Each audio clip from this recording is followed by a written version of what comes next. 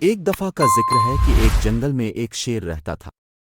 ایک دن وہ شیر سو رہا تھا کہ اچانک ایک چوہا وہاں آ گیا اور شیر کے بالوں میں گھس کر کھیلنے لگا۔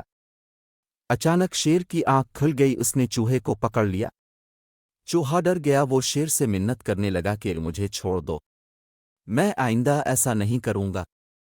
شیر کو اس پر رحم آ گیا، اس نے چوہے کو چھوڑ دیا۔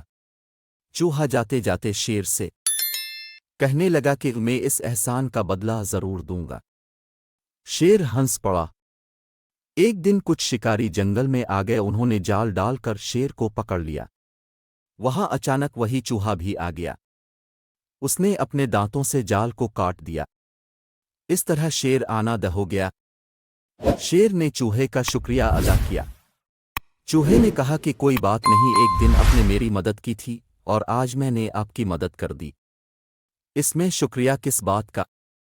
جنگل اچانک ڈر جانا، احسان بدلہ، شکاری جال آزاد، شکریہ مدد کرنا۔